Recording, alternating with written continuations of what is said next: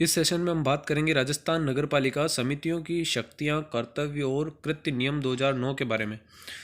इसका ये जो नियम है, ये नियम बनाए हैं राजस्थान सरकार ने। नियम का निर्माण किसने किया है? राजस्थान सरकार ने इन नियमों को बनाया है। अब राजस्थान सरकार को इन नियमों को बनाने की शक्तियाँ कहाँ से प्राप्त होती है? तो शक्तियाँ वो जो प्राप्त होती है वो प्राप्त होती है राजस्थान नगरपालिका अधिनियम 2009 से। राजस्थान नगरपालिका अधिनियम 2009 से। अब इस राजस्थान नगरपालिका अधिनियम 2009 है, इसकी कौन कौन सी धाराओं से इसको शक्तियाँ प्राप्त होती है? तो धारा जो है 55, एक तो है धारा 55, धारा 61 एवं धारा 337। धारा 337 के अधीन प्रदत्त जो शक्तियां हैं उनका प्रयोग करके राजस्थान सरकार ने नियम बनाए,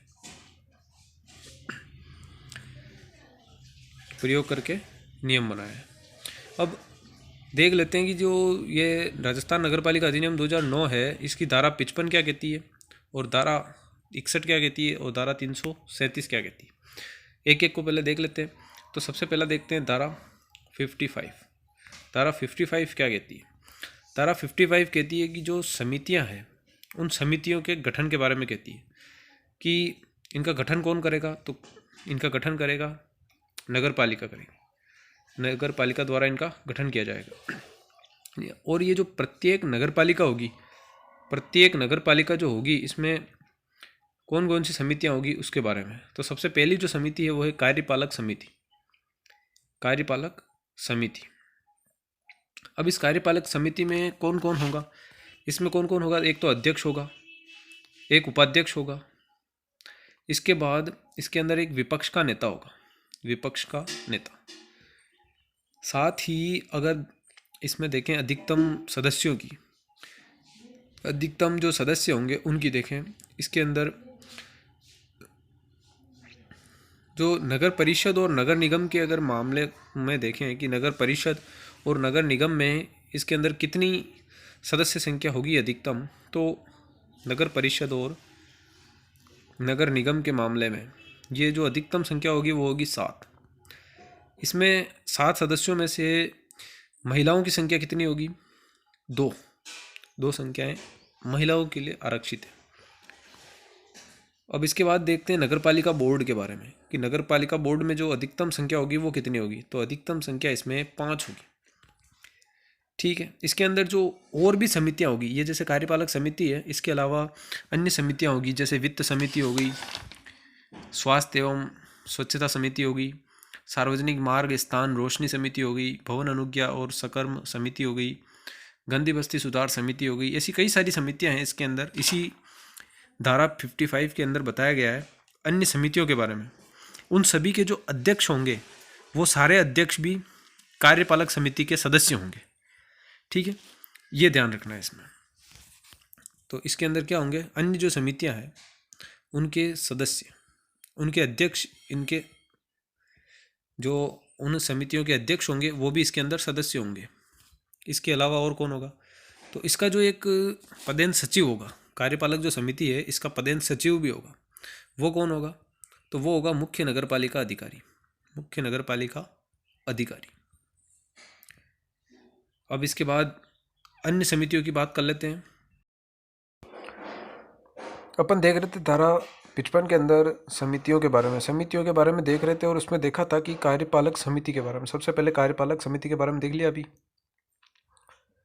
अब इसके बाद जो अन्य समितियां हैं उनके बारे में देख लेते हैं। अन्य समितियां हैं उनको देखने से पहले एक बात जान लेना जरूरी है कि जो सभी समितियां होंगी अन्य, उनके अंदर प्रत्येक के अंदर अधिकतम कितने? 10 सदस्य होंगे। प्रत्येक के अंदर अधिकतम 10 सदस्य होंगे। प्रत्येक के अंदर अधिकतम 10 सदस्य होंगे।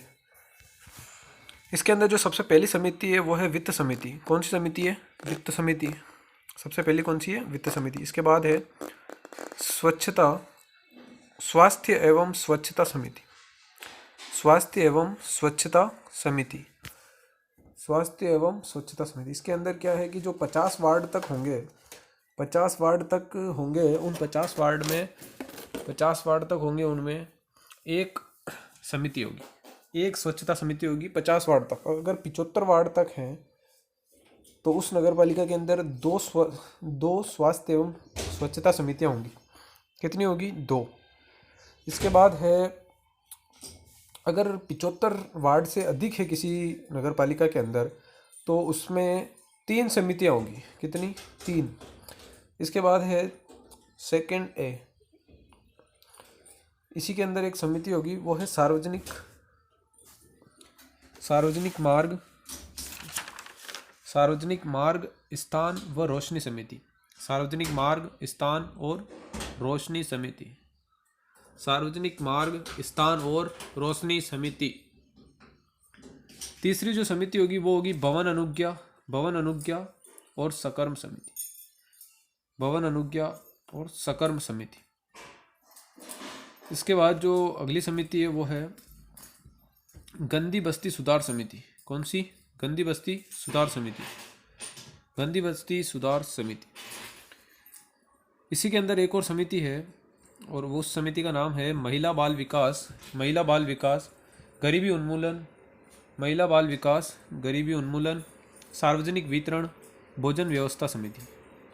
गरीबी उन्मूलन, सार्वजनिक वितरण और भोजन व्यवस्था समिति। इसके बाद जो अगली समिति है वो है, 5वीं जो समिति है वो है नियम और उप विधियां समिति। नियम और उप विधियां समिति। नियम और उप नियम समिति। इसके बाद जो अगली समिति है वो है अपराधों का शमन व समझौता समिति। अपराधों का शमन व समझौता समिति।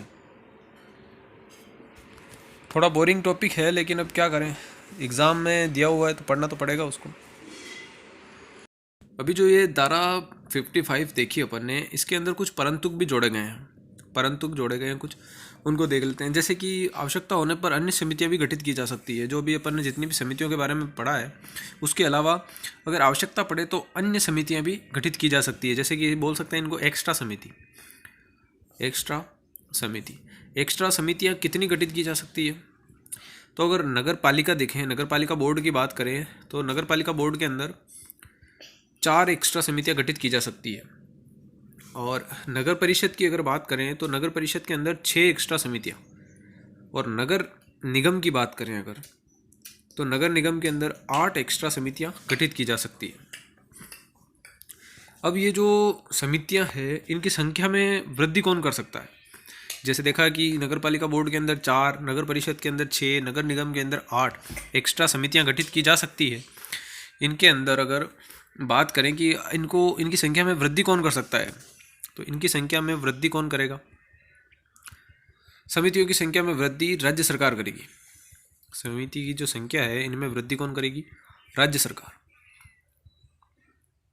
इसके बाद अगला जो पॉइंट है कि जो समितियां गठित की जाएगी नगर पालिका के अंदर, इनका जो गठन होगा वो नगर पालिका के गठन के 90 दिन के भीतर किया जाएगा। नगर पालिका के गठन के 90 दिन के भीतर इन समितियों का गठन किया जाएगा। अगर बाई चांस नहीं कर पाती है नगर पालिका अपने गठन के 90 दिन के भीतर समितियों का गठन नहीं कर पाती है तो फिर क्या होगा कि राज्य सरकार खुद करेगी। राज्य सरकार करेगी फिर इनका गठन। इसके बाद एक बात और ये है परंतु के अंदर जोड़ी गई है कि जो नाम निर्दिष्ट जो सदस्य है ये भी क्या है, समितियों के सदस्य बन सकते हैं। नाम निर्दिष्ट सदस्य भी समितियों के सदस्य बन सकते हैं। अब इसके बाद देखते हैं धारा 61। अब है धारा 61। धारा 61 क्या कहती है? ये कहती है कि जो शक्तियाँ कर्तव्य और कृत्य है वो इन समितियों को दिए जाएंगे। अब इन समितियों को दिए जाएंगे लेकिन जो इनका जो प्रतिकूल प्रभाव नहीं पड़ना चाहिए, किसके ऊपर नहीं पड़ना चाहिए? प्रतिकूल प्रभाव किस पे नहीं पड़ना चाहिए? एक तो धारा 55 के अंदर, धारा 157 के अंदर और धारा 158 के अंदर। इन 3 धाराओं के ऊपर इसका प्रतिकूल प्रभाव नहीं पड़ना चाहिए।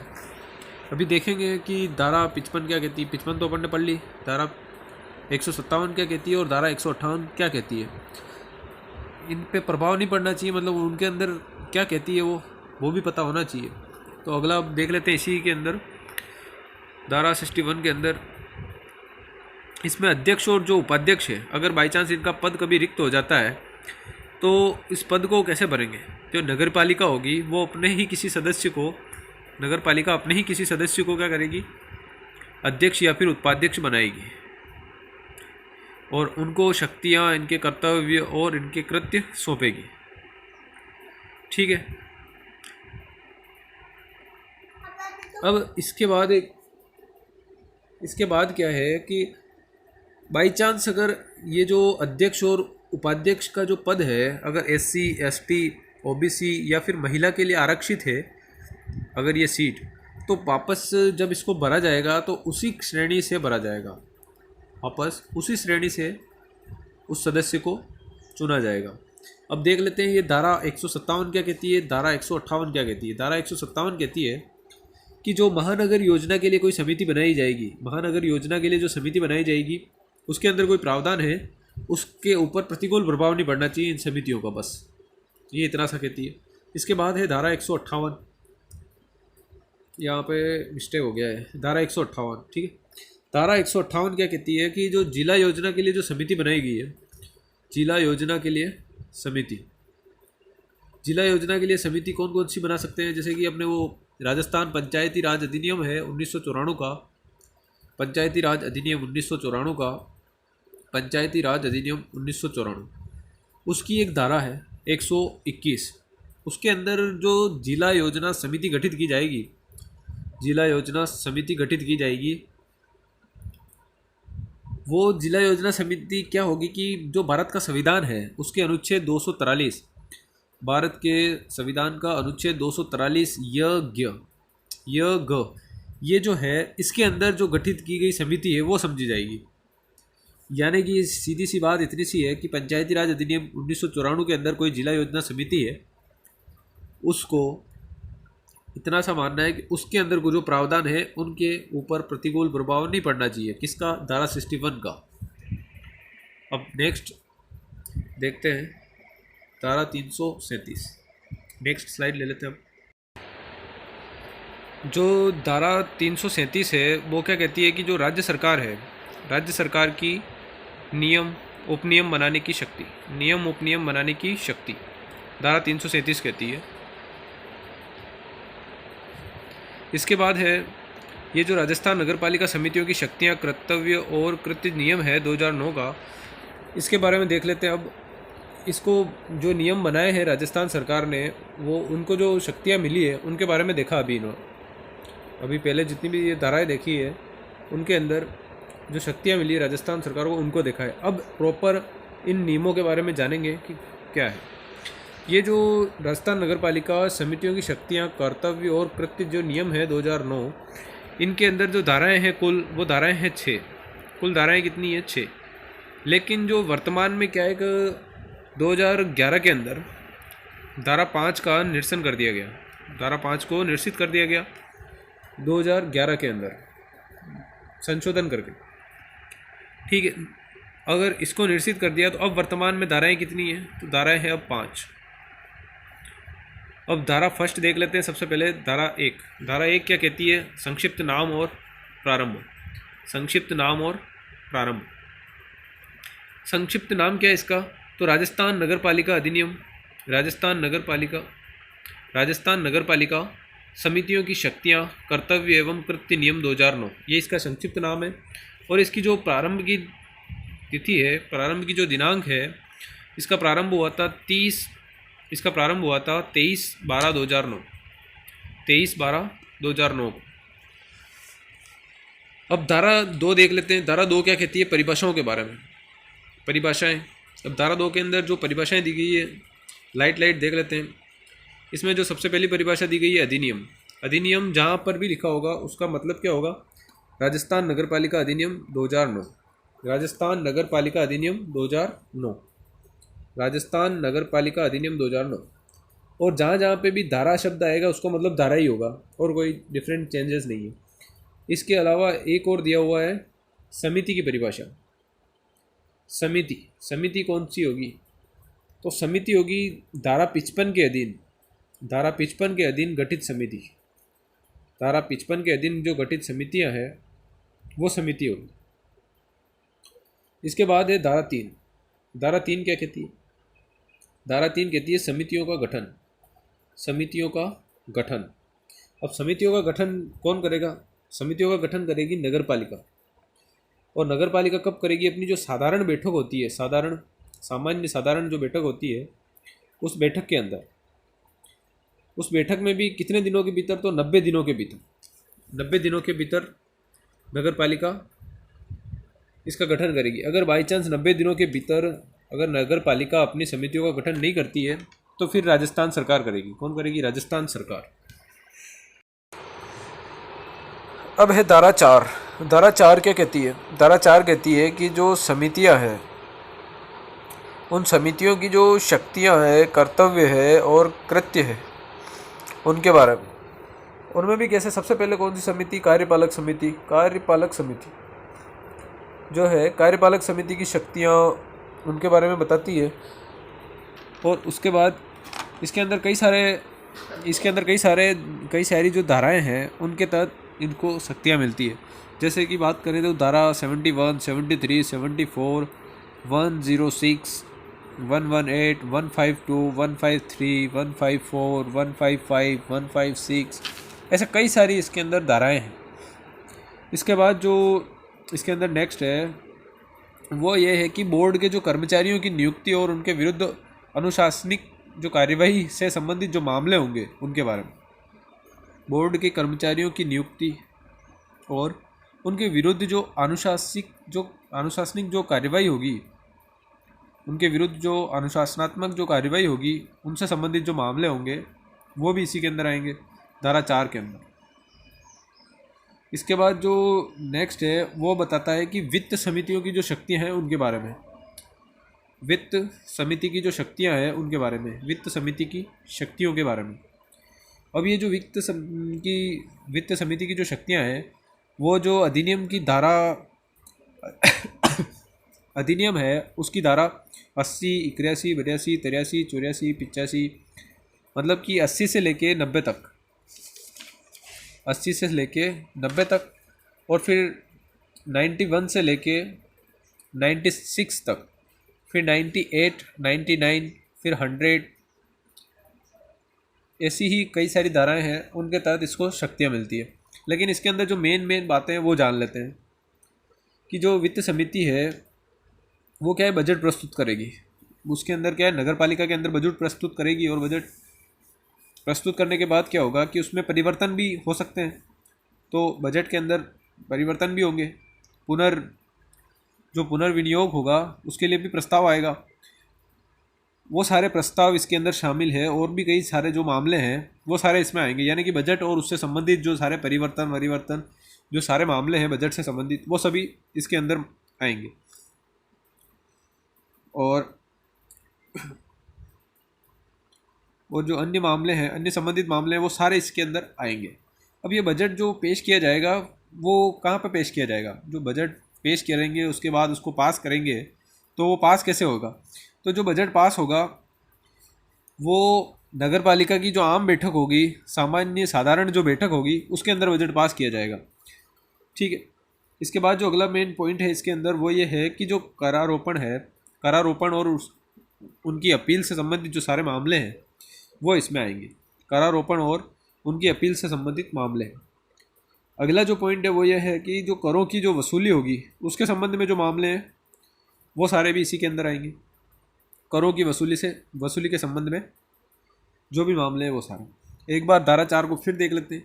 जो समितियों की शक्तियाँ, कर्तव्य और कृत्य है उनका वर्णन धारा 4 के अंदर है। उसके अंदर जो सबसे पहला है वो है कार्यपालक समिति की शक्तियाँ। बोर्ड के जो कर्मचारी हैं उनकी नियुक्ति से संबंधित मामले हो गए, उनकी जो अनुशासनिक कार्यवाही से संबंधित मामले हो गए, वो भी इसी के अंदर है। वित्त समिति की जो शक्तियाँ हैं वो भी इसी के अंदर है। ठीक है। इसमें बजट और उसमें जो परिवर्तन करना है, पुनर्विनियोग के लिए जो प्रस्ताव तैयार करना है, या फिर उससे संबंधित कोई अन्य मामले हैं, वो सारे भी इसी में आएंगे। करारोपण और उसकी अपील वो भी इसी से संबंधित है। करों की जो वसूली है उसके संबंध में और भी कोई प्रावधान है तो वो भी इसी के अंदर आएंगे। अभी धारा 4 यहाँ ख़त्म नहीं होती है, धारा 4 और भी ज़्यादा आगे बढ़ी है। जैसे कि इसके अंदर स्वास्थ्य एवं स्वच्छता समिति की शक्तियाँ हैं। स्वच्छता के हेतु आगे और कौन कौन सी धाराएं हैं वो भी है।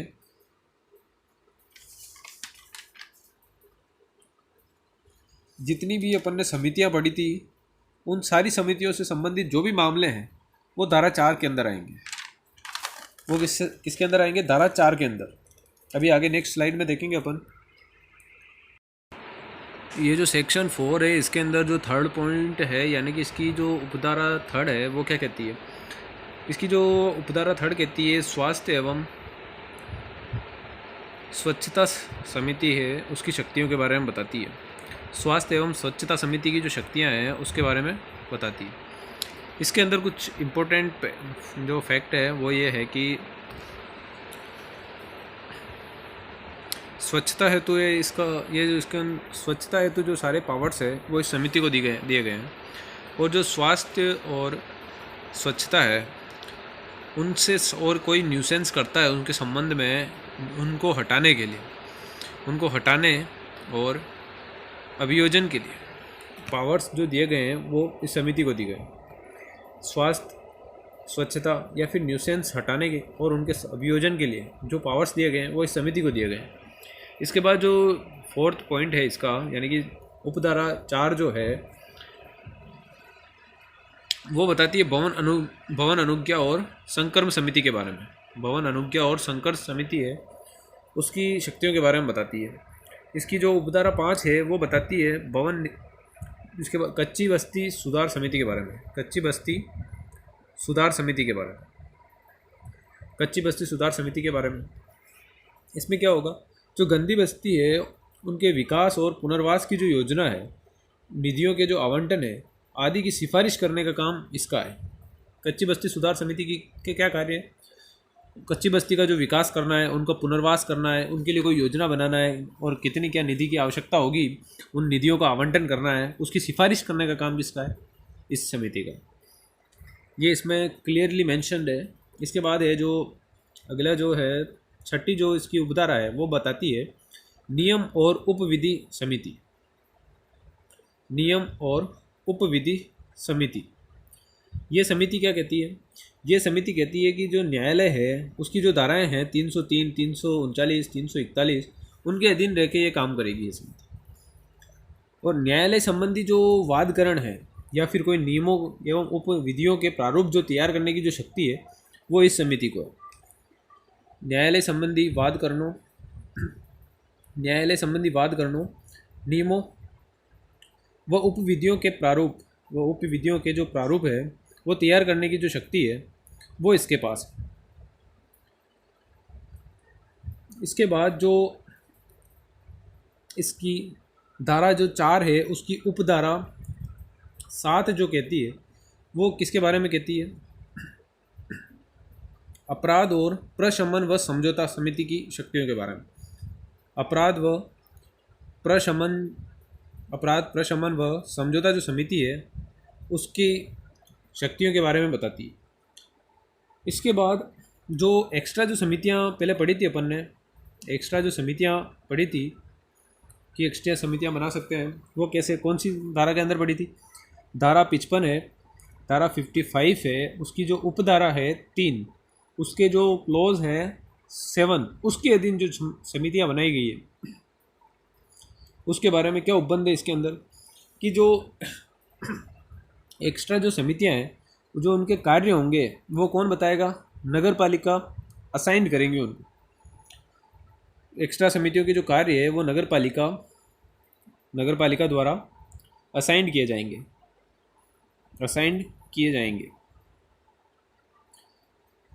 अब ये असाइन करेगी, असाइन यानी समनुदेशित, यानी अब समनुदेशित का थोड़ा मतलब अजीब ही लग रहा था, इसलिए असाइंड इसका जो वर्ड है वो ठीक रहेगा। नगर पालिका बताएगी, लेकिन राज्य सरकार के पास एक शक्ति है, परंतु जोड़ा गया है इसके अंदर, इस उपधारा के अंदर, और बताया गया है कि जो राज्य सरकार है किसी भी समिति को वो अतिरिक्त कार्य भी दे सकती है। जो राज्य सरकार है वो क्या कर सकती है? अतिरिक्त कार्य दे सकती है किसी भी समिति को। क्या कर सकती है? अतिरिक्त कार्य दे सकती है। ये जो धारा 4 है इसके अंदर एक बार संशोधन करके नया नियम ऐड किया गया। वो नया नियम है 9 नंबर का, जो 9 जो उपधारा है वो संशोधन के द्वारा जोड़ी गई। और ये जो नया नियम जोड़ा गया वो कब जोड़ा गया? तो वो जोड़ा गया 8 फरवरी 2011 को। 8 फरवरी 2011 को। ये जो नियम क्या कहता है कि जो समिति को दी गई जो शक्तियां हैं, उसके कृत्य है या कार्य है, उनको या फिर उनके कर्तव्य है, उनका निर्वहन करने हेतु एक जो निर्धारित प्रक्रिया का पालन करती है, जो निर्धारित जो प्रोसेस है उसका पालन करती है, उसका पालन करने के लिए राज्य सरकार आदेश दे सकती है।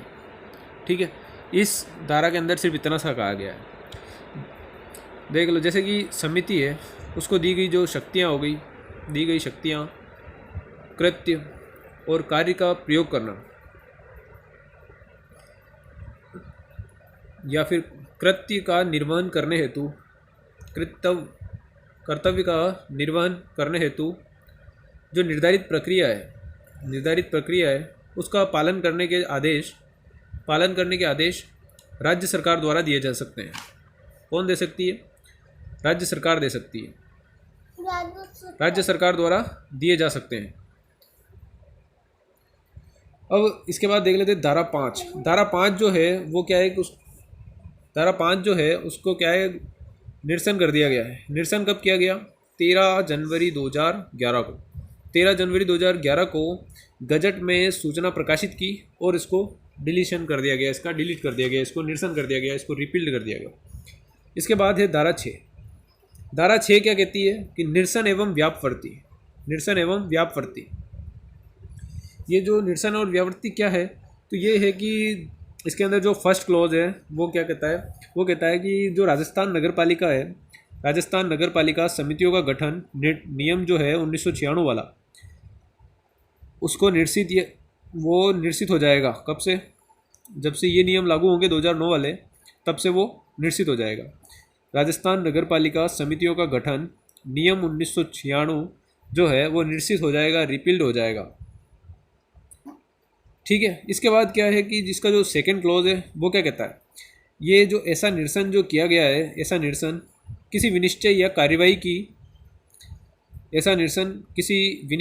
कार्यवाही की विधि मान्यता या अधिमान्यता को प्रभावित नहीं करेगा। विधि मान्यता या अधिमान्यता को प्रभावित नहीं करेगा।